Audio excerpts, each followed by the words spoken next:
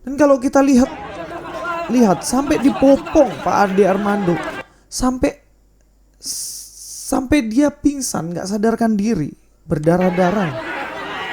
Dan itu pun masih ada yang kejar mau pukulin dia.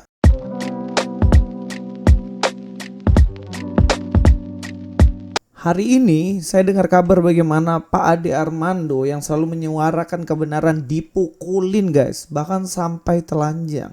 Apa yang terjadi? Mari kita bahas. Assalamualaikum, selamat datang kembali di channel ini. Kali ini saya akan membahas satu berita yang heboh banget nih, baru terjadi hari ini. Nah, apa beritanya? Yaitu Pak Ade Armando dipukulin, yang katanya dipukulin mahasiswa waktu demo tadi siang.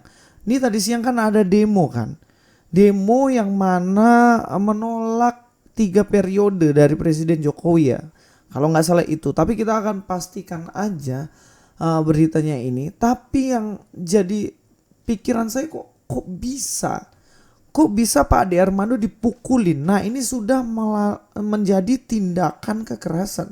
Yang namanya demo itu kan menyuarakan pendapat, tapi kok sampai ada orang yang dipukulin. Ini ada apa?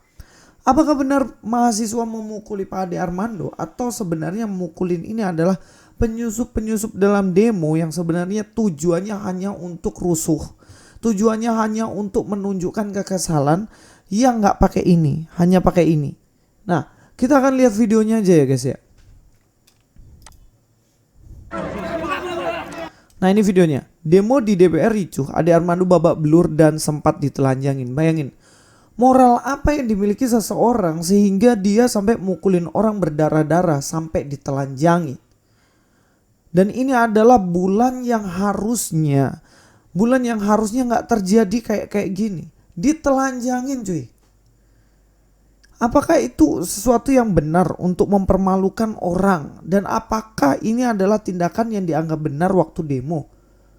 Ditelanjangin, bayangin. Dan ini ricuh. Dan kalau kita lihat sampai dipopong Pak Ade Armando, sampai dia pingsan, nggak sadarkan diri, berdarah-darah. Dan itu pun masih ada yang kejar mau pukulin dia.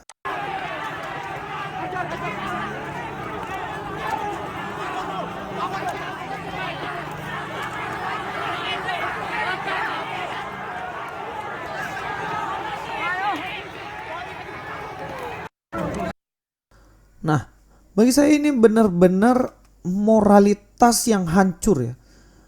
Maksudnya apa moral yang dimiliki? Pendidikan apa yang kalian enyam sehingga kalian menganggap tindakan mukulin orang, bahkan kalau nggak ditahan polisi pasti sampai mati?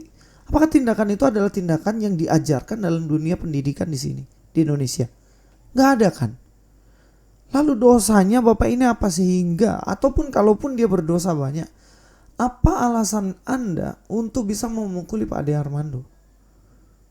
Apakah hanya karena selama ini dia mengemukakan pendapatnya di media sosial? Ya, kita tahu sendiri bagaimana konten dari Pak Ade Armando adalah memberitakan apa yang menurut dia benar. Kebebasan berdemokrasi. Ya oke, gak suka oke, tapi masa sampai hal demikian? Ya kita tahulah bagaimana ya, kalau dibilang orang Kristen banyak sekali dapat persekusi kayak gitu. Kemudian ketika kita memberitakan kebenaran juga, apakah juga nasibnya juga sama seperti ini? Akan dipukulin juga sampai bawa belur. Saya nggak habis pikir, seandainya mungkin ada orang ketemu saya, apakah saya juga akan mengalami hal yang demikian ini? Nah, apakah hal ini diizinkan? Ya tentunya kalau moral kita baik, nggak mungkin lah kayak gini. Ini beritanya baru loh, 11 April jam 4. Bahkan dikatakan Permadi ya bilang, ya Allah Bang Ade Armando ngapain juga Bang ke situ. Kasus Ninoy terulang lagi, harus dapat pelakunya. Dan di tag di sini Denny Siregar, Eko Kuntadi, No Ngandah dan lain-lain. Nah, komentarnya banyak banget ya. Intinya menyayangkan. Bahkan di situ ada yang pakai jaket Gojek dan lain-lain. Ini mahasiswa, tapi Gojek dan lain-lain, mukulin orang, apa-apaan gitu. Mari kita lihat lagi video yang lainnya. Ternyata sebelum kejadian itu sempat adu mulut di sini. Emak-emak Emak-emak yang datang marah-marah sama Ade Armando ini mahasiswa dari mana lagi? Coba ya kita dengar.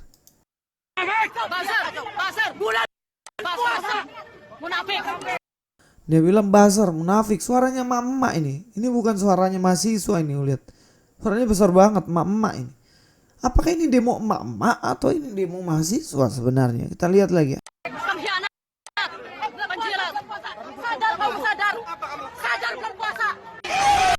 Dia bilang sadar kamu bulan puasa katanya. Tapi dia marah-marahin Ade Armando. Dibilang buzzer lah, dibilang apalah, pengkhianat dan lain-lain. Oke lah, kalau hanya sebatas omongan, hanya sebatas perkataan oke. Tapi kalau sampai ke pemukulan, ini sudah kriminal ini. Ini sudah kriminal nih. Kita lihat ya, ada video yang begitu menyedihkan sebenarnya yang terjadi.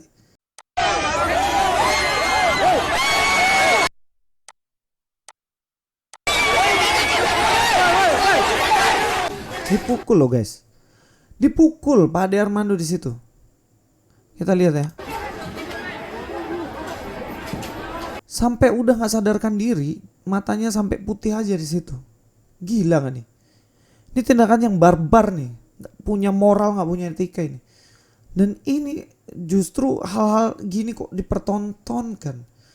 Bagaimana jika tidak setuju dengan pendapat orang, ya balas dengan argumentasi lah. Masa dengan pemukulan macam ini? Kalau kita lihat ya komentarnya ya, Permadi ya, detik-detik Bang Ade Armando dicaci maki oleh muslimah berjilbab saat puasa Ramadan. Lalu dianiaya oleh pemuda muslim saat puasa Ramadan. Ini dilakukan oleh yang katanya umat Islam di bulan Ramadan. Jadi fix ya, radikalisme itu nyata, bukan Islamophobia. Warning, graphic content dan lain-lain lah bilang.